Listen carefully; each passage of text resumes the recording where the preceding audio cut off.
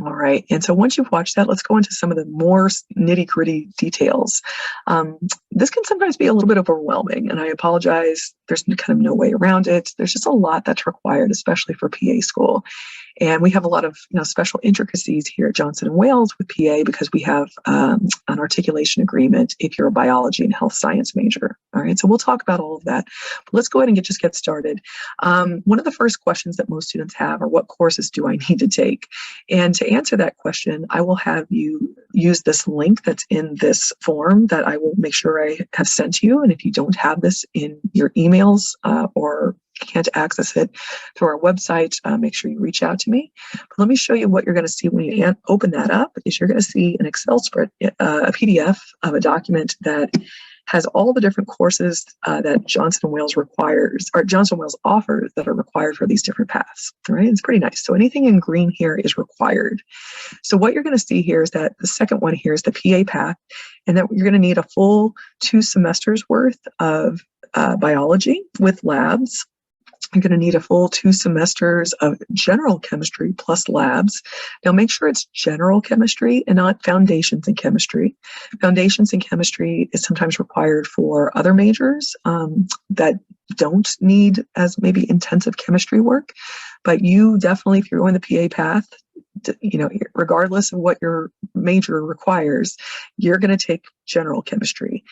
If you are in a major that doesn't require general chemistry, usually they'll give you an override. So just talk to your advisor if you are on the PA path, but you're going to need a full year's worth. Now, interestingly, organic chemistry is actually not required by most PA schools for admissions. However, if you want to do the articulation agreement as a health science major, you are going to need to take it. Biology majors actually have to take both semesters, and to kind of equilibrate and just to kind of keep things kosher. The health science majors are also required. It's a really good course in terms of study skills. Actually, to be a competitive student for PA school, I'll just encourage you to take it. It does kind of catapult you into with the big league. All right, especially if you can do well in organic chemistry. It's a bit of a challenging class, but it's very doable. All right. You're also, if you're going to PA school, going to have to take either as electives or part of your major, anatomy, a whole semester's worth with lab, and physiology, a whole semester's worth with lab. All right. Now, there is the caveat that some universities and some programs are going to offer 2 semesters worth of A&P. Right? Hopefully that makes sense. There's A&P 1 and A&P 2. So some schools have actually, instead of segregating them, doing just anatomy 1 semester and just physiology 1 semester, they kind of merge them. And there's some pros and cons actually to both of those types, those models. But just know that you would need to take again a full 2 semesters worth of anatomy and physiology plus labs. All right. There is a course that's offered at Johnson & Wales called Anatomy and Physiology. There's no lab involved in it, and that is not okay. You can take it, but it's not actually going to fulfill this requirement. Okay, hopefully that makes sense. 2 other courses that I will encourage you to take if you're at Johnson & Wales or any university for PA is biochemistry and genetics.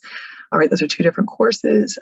Biochemistry is just going to help you quite a bit to do well in PA school. And again, it's going to set you with the big dogs who are applying.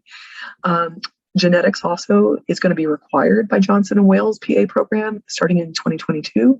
So if you are early on in your career, I'll encourage you to take it. Again, both of this course is actually required for biology majors. Health science majors, sometimes you're going to take this as your elective, but I highly encourage it. I hear the professor is great. Wink, wink, I'm the professor.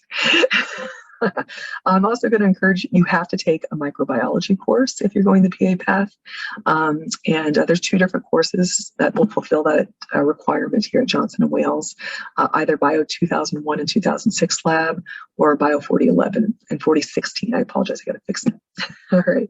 There's also some non-science courses that are required for successful admission into PA school.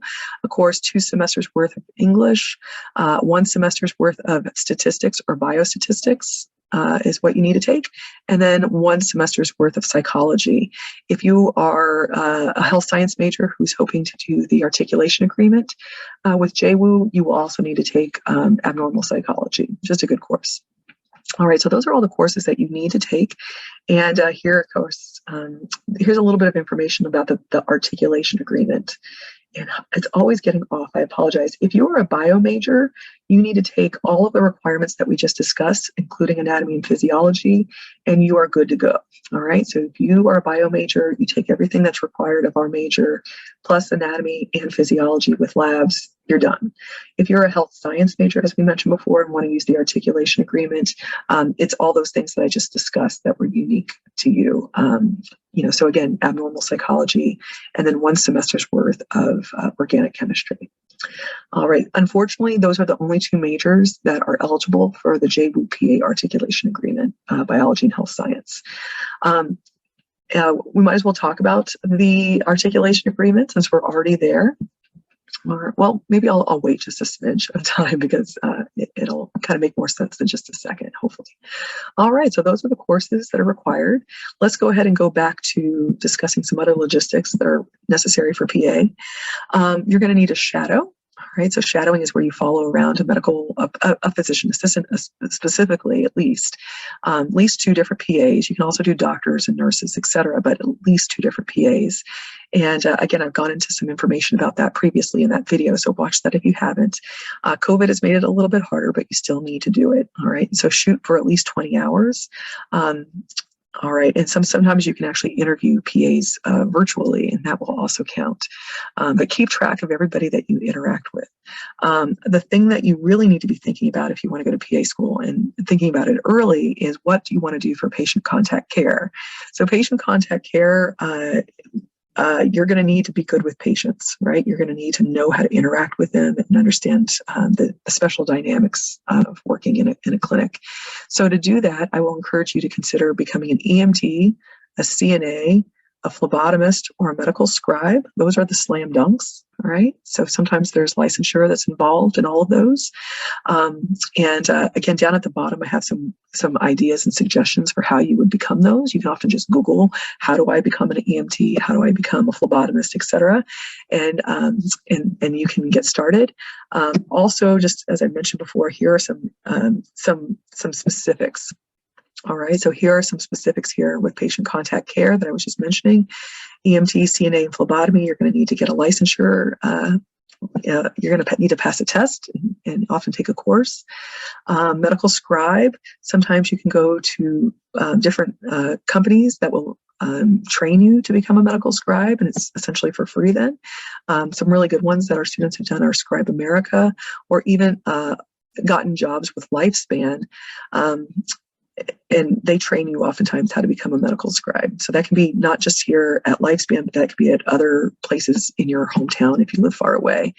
And there's also courses that are available if you would want to go that path. The one thing that we haven't talked a little bit about, medical assistant. Sometimes medical assistant works, sometimes medical assistant doesn't work. All right, medical assistant works for patient contact care hours for PA school. Only if you are working what we call the back of the house, right? The back of the house is when you're taking vitals and running tests and collecting samples. So I've detailed that here. It is not when you're booking appointments and doing insurance information, right? So oftentimes when our students will get jobs as a medical assistant, they will negotiate with their employer that they would prefer to have more actual experience in the back of the house, and they can sometimes negotiate that out.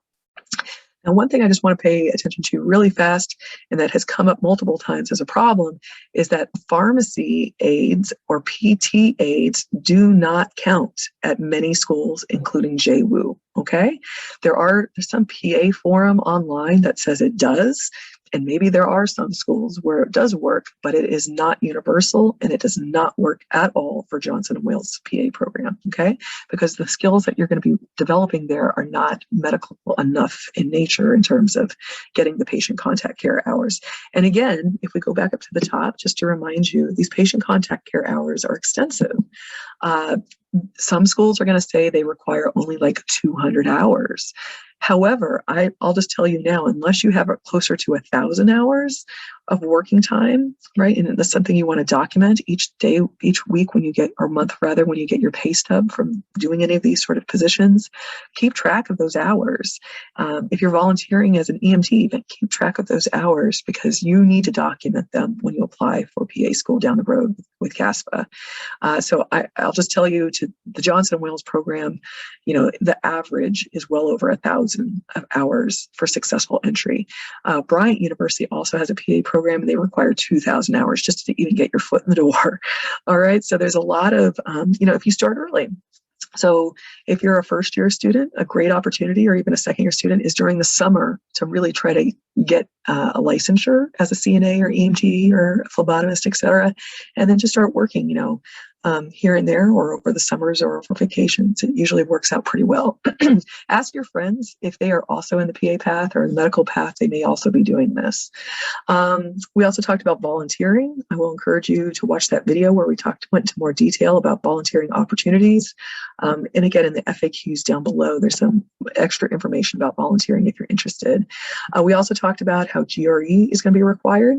You won't need to actually take you're going to take the GRE at about a year and a half before you actually plan to start PA school.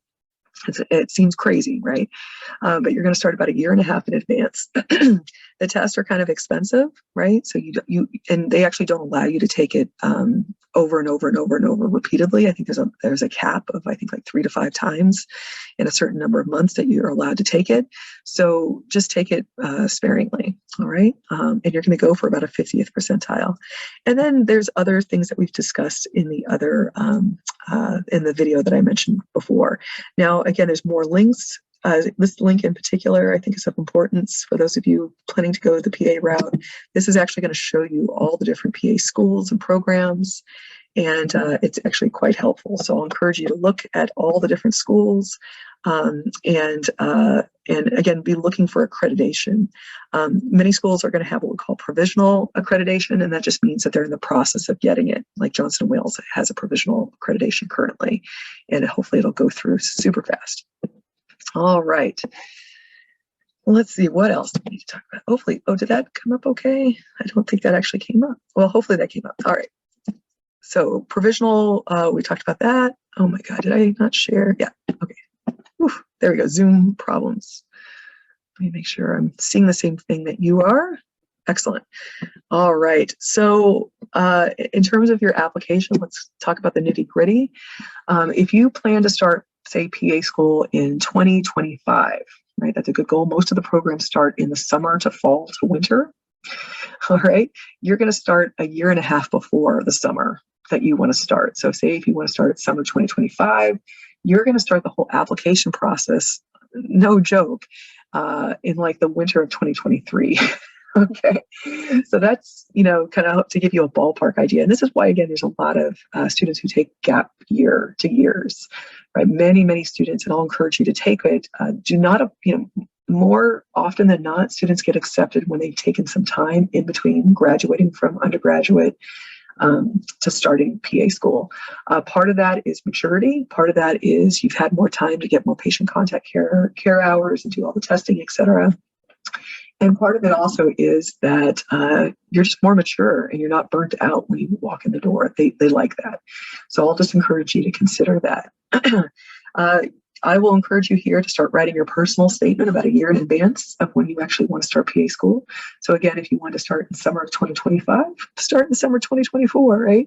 And you can start, trying to put pen to paper about why you want to do this to yourself. Look online. There's a lot of good options or good examples out there. The CASPA portal, which is what you're gonna put your application in. You're gonna put it in a year in advance again. So I'll encourage you to get that in. It opens in April every year, but I'll have you need to have it in early. All right. If you don't have it in by fall, you're going to be in rough shape. All right, so just get those in early. You're also going to need to get those recommendations or request those recommendations. And here I've given you some ideas about, what you should be considering. For PA, you definitely need at least 1 to 2 persons who can recommend you as a healthcare provider. All right, so you've done all these patient contact care hours at the end. hopefully your boss or your head nurse or your head doctor, et cetera, can write you a recommendation. Interviews are usually going to happen about in the winter to fall time before you would plan to start PA school. So again, if you're starting in summer 2025, it'll be fall or winter of 2024 that you would typically do your interviews. And many of the programs, fill up pretty early. There's a lot of, rotation. So if you do get accepted, fantastic. You may also get waitlisted. Please don't give up faith if you get waitlisted, because many students get in off the wait list. One thing I wanted to mention here is the articulation agreement that we've alluded to. So if you're a biology or health science major, I will highly encourage you to actually open up that articulation agreement and read it so that you know what is needed. The basic gist of it is that you need to do all the required coursework that we discussed. And you need to also have done all of your GPA has to be strong. Here we can see that the overall cumulative GPA must, after it's been adjusted, needs to be at least a 3.3. So that's, again, after it's been adjusted. If you don't know what your GPA is, you can figure it out. I've linked here a calculator. This is an Excel sheet that you can download. I'll encourage you just to make a copy of it and save a copy of it, and each term add your grades to it. And if you have any questions about how to use it, the first page on the sheet actually goes through how to use it. So that's how we can determine what our grades are, what our ultimate GPAs are in the CASPA system. So once you have done all of that, if your GPA is above a 3.3, and again, feel free to ask if you don't know, right? I'll help you. I'll show you how to figure it out. But hopefully you can figure it out by yourself. You are eligible. Now you're also going to, again, health science majors, you must have completed the 1 term of organic chemistry and lab and the 1 term of developmental psychology. Now, again, one of the big pitfalls that students in reach is that to be eligible for this biology or health science articulation with the JWU PA, no grade of any sort less than a C in any college class. You can take it here, you get to take it at URI, you can take it at Stanford. It doesn't matter. If you get any grade that is a less than a C at any point in your life, unfortunately, the articulation agreement is not going to apply to you. It doesn't mean you're not going to get into PA school, and it doesn't mean you're not going to get into JWU PA. It just means that you can't use the articulation. And again, what the articulation says is that you get an automatic one-time guaranteed interview that's up here in the top. All right. So it's a real boon if you can get it, but it's not the end of the world. Please understand that if you don't have all of this. But again, these are just really good applications. And you have to have also completed all of your patient contact care hours to be eligible for that articulation. So read over this. I've detailed it in quite a lot of detail. I will ask, again, here's what you need to do over on the right if you do want to use that articulation agreement. I'm not going to hunt you all down to determine if you are or are not using your articulation fast pass. You need to contact me. Okay, so that's what you need to do. Okay. Hopefully that's making sense. Down here, we also have some common questions about what BCP means. Again, it's the biologies, chemistries, and physics in particular. It is not the health science or science courses that you might also take. They're great courses, but they're just not going to be parsed out for the BCP. Again, keeping logs of all your information is really important. We talked about the CASPA calculator. There's a lot of these are number 4 is the statistics in 2020 for acceptance to various different PA schools. I'll encourage you to look at it. Again, high GPAs, a lot of hours. These students are actually pretty impressive who get accepted. And I'll encourage you to wait. Right here, actually, I looked it up. 2025 or 25 years old is actually the average age of acceptance. All right. And again, it's because they want maturity. They want you to have all these hours. And it's expensive, right? Sometimes it's nice to take a couple of years, save up some money, and get ready for this rigorous program that you're about to embark upon. You're also not going to be able to work while you're in PA school. So just, it's not allowed. So there you go. Here are some specifics about the GRE. Here I wrote 45th percentile, 50th percentile. Those are all really good goals. And again, no subject test are required. Please understand that so some schools do not require the GRE, right? There are many like Johnson & Wales that actually don't require the GRE. In some ways, it's a good thing because it opens up the applicant pool to a more diverse population. But please know that schools that do not require the GRE are going to have a larger applicant pool because a lot of people don't want to take it, right? It just makes sense. And so, we have, I think there were about 1,000 applicants last year for our Johnson & Wales PA program that does not require the GRE. It's impressive. We already talked a little bit about patient contact care. So here are some more links and information about the specifics of those. So again, get busy. And again, some students wait.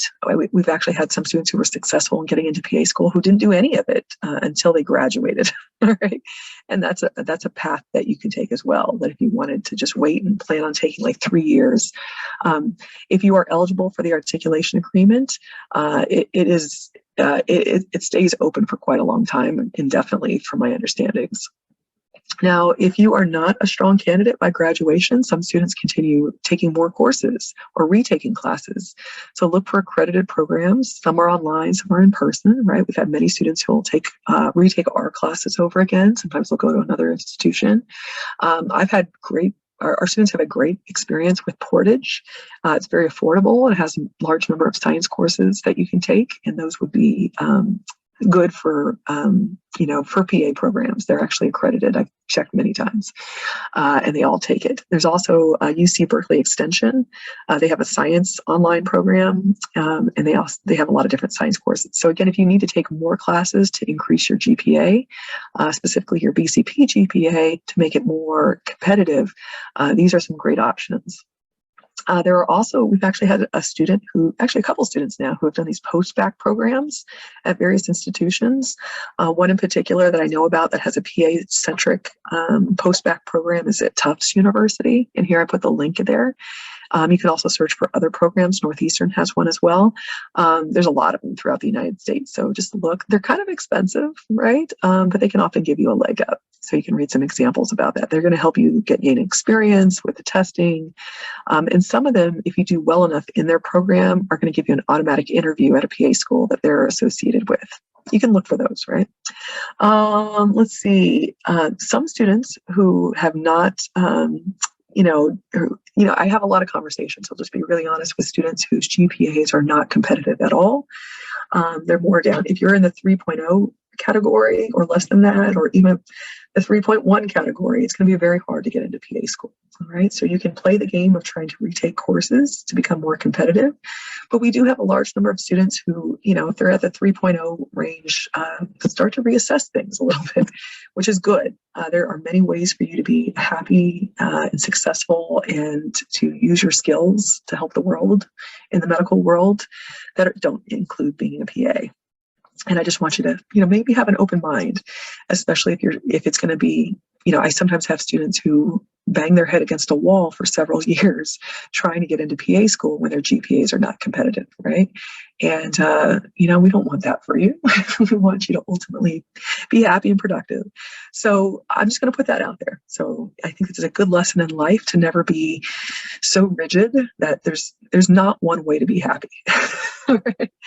That's just Dr. Rossler 101. All right. So here are some other options. So if you are open and you're not a strong candidate, something to think about is a pathology assistant. They still have to have good grades and they have to have taken all of these courses that we're talking about. But a pathology assistant, there's a little bit more flexibility in who gets in.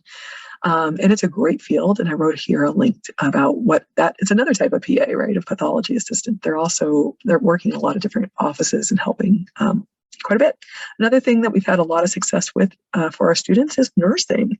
Again, it's a different model than the PA model, right? The PA model is more of a medical model system where you're doing learning about treatments and diagnoses.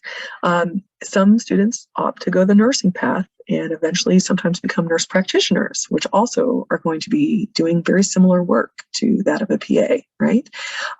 Again, the pay scale, because everybody wonders, I've written it down here at the bottom, nurse practitioners make almost the same. They literally make on average the same as a PA, right? So again, it's a great path to go in. I love personally my nurse practitioner that I see, even more than the MD that I see. So I prefer to go to a nurse practitioner just because, the one I have actually spends a little bit more time with me, and I actually very much trust their word. So anyhow, take it for what it's worth. Here are some links about the different paths that you might want to consider. If you are thinking about using, all of you will have completed hopefully your bachelor's degree in either, get your bachelor's degree upon completion of Johnson & Wales. So then you'll have a BS in whatever program you're in. Some students then ought to go into nursing. I have students who were dietitians, who were in the dietetics program, who are now nurses and became nurse practitioners. I have students who are health science majors and biology majors who are also now in the nursing field and becoming nurse practitioners. We have students who were psychology majors. I mean, it's the full gamut. So what you would do is that you might consider doing a post-bac program. So that's post-baccalaureate degree. So you can start to Google them. There's a lot of different ones. So it's a post-bac or an accelerated nursing program. And they often are going to be about 16-month programs that are going to get you your RN degree. So you're going to be able to take the exam, the NAFLEX or something, NACLEX. There's a test that you have to take. All right. And it's a great path. Many of our students have actually gotten scholarships for these different nursing pathways. Right. So it's a great way to go. It's hard. Just know that it's not, it's not necessarily easier than PA. It's also very intensive. It's only 16 months, and they're going to train you how to be a nurse very, very quickly. Especially during the COVID age, there's been a real need for nurses. So look at programs. I've made some links here of various different ones in the area that we've had students who are very happy at. Another option for you is that if you don't, instead of the post-bac or accelerated nursing, you might also consider getting an MSN, which is a Master's of Science in Nursing. So it's essentially like a 2-year program. And so what you would do is after you completed your JWU BS degree, you would apply for an MSN program. And so you can Google them. We have students, we have a student right now who's at Columbia. We had a student who graduated with his MSN from Johns Hopkins. They're great programs, and you can be there. And it's usually about, of that MSN program, 16 months after you get your bachelor's degree, you would hopefully get your RN degree after you take the exam. And then you do a little bit of research for a few other months. It's usually about 6 months. And that's what makes the difference between being an MSN. Now, the beauty of being an MSN here, I wrote it on here, is that there's higher pay. All right. So MSNs are going to get RNs. We can see here make on average about $75,000 a year. Have pretty flexible schedules, etc. Those who take the time to get a master's in science of nursing, you can see that they're catapulted up on the pay scale. One of my old students who's doing this, he's a nurse anesthetist now in Washington, D.C. Makes actually more than $86,000 a year. Very happy. And he was considering also doing his nurse practitioner online afterwards, but he's reassessing because he's just so happy doing what he is doing. So I put here a bunch of different links, a bunch of different information. I will encourage you to look at this. After looking over all this, if you have any questions, feel free to reach out to me so that I can help address any issues. But again, you can do this. Many students have come before you, have been successful in getting into PA school. Even on the first try. Some students reapply and are successful subsequently. So I will just encourage you to just put your best foot out there and do your best. And let me know if you have any questions.